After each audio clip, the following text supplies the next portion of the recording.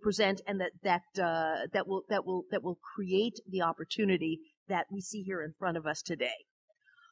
In the course of putting that plan together, the TA board, we will be analyzing all of the options that come up in front of CW Capital. We expect they will be analyzing rental options, and we will be there on your behalf looking at those options as well. The TA board has also directed the advisors to come up with the best possible conversion plan from the perspective of the tenants. And that is what a lot of our activities over the next couple of months are going to be directed towards, is putting that together. As we do that, we are going to be consulting regularly with you because we need your input and because we need your reaction, because this has to be something that works for you. So we'll be working closely with the TA board, who are knowledgeable, who represent a cross section of the population of Stuyvesant Town, and who really do speak when we listen to them for the voices of everybody and all of the constituents, at the community. We'll be working with the different committees of the board that have been set up and put into play: the Finance and Real Estate Committee, the Legal Committee, the Maintenance Committee, and getting valuable feedback from them on the issues that will be involved in the details in a plan. We also are going to be looking to get additional feedback from a broader section of the community, as broad as possible.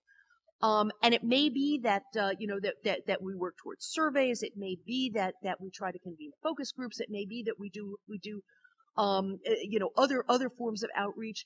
We want your participation. We want your feedback. So please, when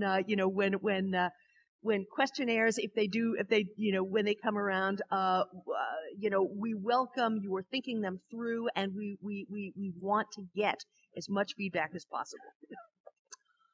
Let me just talk to you about some of the elements of a conversion plan that we are going to be considering and that we will be discussing further with you. One issue, co-op versus condo, an issue that people have talked about a lot.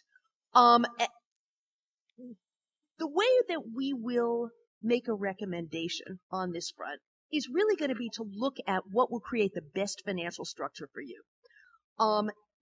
Which will be the most easily financed on the individual purchase level and the most affordably financed on the individual purchase level. And so these are the factors that we will take into account in deciding which way to go. Governance. Governance is a key issue, and I know that people have often think that more restrictive governance goes with a co-op and more let's say fair governance, I guess, for lack of a better word, goes with a condominium. The most important thing about governance is that it be fair, it be fully representative, and in the case of a large community where we expect that there will be a very large remaining rental community, that the governance reflect and have input equally from owners and from representatives of renters. Whether we do a co-op or whether we recommend a condo, we will have effectively the same governance structure in place. We will keep Peter Cooper and Stuyvesant Town together.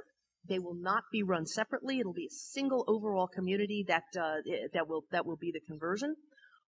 We will work, much as you have the system right now of having input in different captains for buildings and areas, again, to seek to have as much decentralized input as possible, consistent at the same time with an overall, fair and representative governance structure for the entire community. Pricing. Key consideration, and obviously this is where the things really count and where the devil really is in the details. We don't have pricing for you today, but we will be putting together over the course of the next couple of months a plan that will give you an indication of where pricing will turn out. Let me tell you some of the things that will go into that. First of all, pricing will be set really at an average overall price per square foot. There will be some variations in pricing, as there are in every condo and co-op conversion, for location of units, for views, for other items such as that. There will be price differential to deal with the fact of unrenovated units versus renovated units and the additional cost, obviously, that an unrenovated unit owner who wants to buy and who may who may want to do work on their unit will incur. But for the most part, the units will be set at a uniform overall per square foot price, which means that larger units will pay more than smaller units, but it will be very much pro rata. The ultimate, where that dollars turn out, where that average per square foot price turns out, is going to be a function of the overall price that we need to pay for the complex. And that is going to be the price that we're going to need to achieve in order to make this conversion more attractive to CW than selling as a rental. Less the value of the commercial space. The commercial space does have quite considerable value, and that obviously is a component that will go towards CW's return of its investment in this deal. And then the price then will also be a function of how many tenants we expect to buy versus how many units we expect to remain as rentals. In part, that will be done by looking at a rent versus buy analysis. If you compare what it's going to cost you to rent versus what it's going to cost you to buy, is it going to be a rational decision to purchase a unit under those circumstances? And because the sale units, the remaining units that where people remain as renters will have a certain overall value, and the pricing that we set on the individual units, the sum total of the value of the commercial space, the value of the remaining rental units, and the proceeds from the sale of the individual units that are sold are going to be the sum total price that CW ends up with. So those are the factors that go into it. And we will be clearly describing that in more detail, but putting some real numbers on that so that you don't just get abstractions, but you get real numbers over the course of the next couple of months. And I realize how critical this is. Long-term affordability, as mentioned by Michael McKee, and an issue that has been near and dear to the board members, and certainly near and dear to the thoughts of the advisors in terms of putting it together. Obviously, a commitment for long-term affordability on the remaining rental units will be critical. And I'll talk about the rental units in just a minute. But we've also been working to think about, can we also build in some kind of structure for long-term affordability even on units that are sold? What we are thinking of, and this is, we will think in more detail, is possibly a purely voluntary system. This is one option among others, but it may be that in return for certain incentives that may come in the form of pricing, that may come in the form of advantageous financing, that individuals would be given the choice as you think about the choice of purchasing a unit. You would be given a choice of purchasing a unit that could carry some permanent affordability characteristics in return for getting benefits, or you could choose the option of just purchasing straight out without a permanent affordability characteristic. There's a lot of detail there. We have not made any decisions, but I want to throw out some of the considerations because these obviously, creating permanent affordability on an optional basis, even on resales for a piece of the community, could also be a very positive thing here.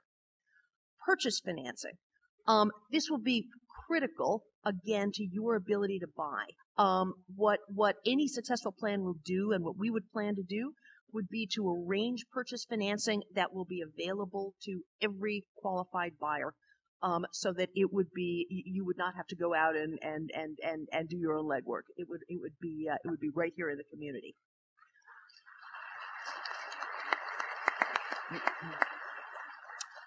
Maintenance payments and the allocation of maintenance payments. One of the first issues, and I know that Dan Garodnick touched on this, and this is critical. It's going to be very important that the physical condition of these buildings be good before it is transferred and turned into a co-op or a condominium. There will be engineering assessments that will be done. There will be physical needs that will be assessed. There will be a work plan that will be developed. We will be negotiating with CW Capital to get their money in to finance performing that work. And in addition, a key part of the plan will be setting up a very significant capital reserve so that funds will be available as part of the plan to cover foreseeable future capital needs so that there will not be shocks at all in terms of maintenance. Allocation of maintenance payments and the fairness of maintenance payments is also a critical issue. Nobody wants to feel that they are subsidizing their neighbors. Everybody wants to feel in a community, particularly a community in which you invest, a large portion of your life savings, that everybody's going to be paying their fair share and pulling together and covering the cost of maintenance together. Maintenance payments, whether it's a rental unit or whether it's an owned unit, whether if we do a voluntary affordable component, maintenance payments will be pro rata across the board. Everybody will pay their fair share of maintaining the property. And then, most importantly, those who choose to remain as renters.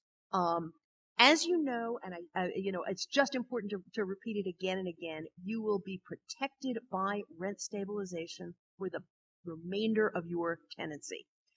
But in addition to that, it's also been very important to think about longer-term protection, such that even at the end of a tenancy, that unit is available again for renting.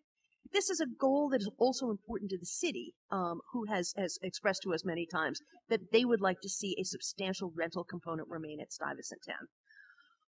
So one of the things that we will be working on is a plan that would put the remaining rental units into a permanent affordability and a permanent rental status. What we would like to do is to see if we can work out a plan for no matter what happens in the future to rent stabilization, that there is a contractual version of rent stabilization that would protect future occupancy of the rental units. And we are also looking for opportunities to put the rental units possibly into the ownership, because the rental units will have a landlord, they will be owned, but possibly put that ownership into the hands of a not-for-profit who can help bring down some of the operating costs of the property by taking advantage of less expensive financing available to nonprofits, and whose motivation will be to maintain permanent affordable housing. So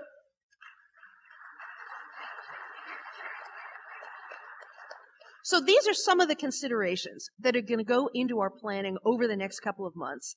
And we hope that as we put all of this into a great deal more detail than you've heard today, that we have your input, that we have your support, and that you know that at all times we are working in your interest to come up with the best possible deal for each one of you sitting in this room and each one of you living in the community. Thanks.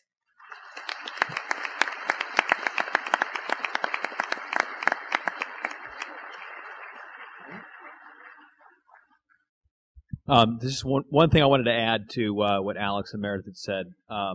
There's been a question running around the tenant community that we thought is important to address, and that's if CW is valuing the properties at $1.9 billion, why can't we just buy it from them for $1.9 billion?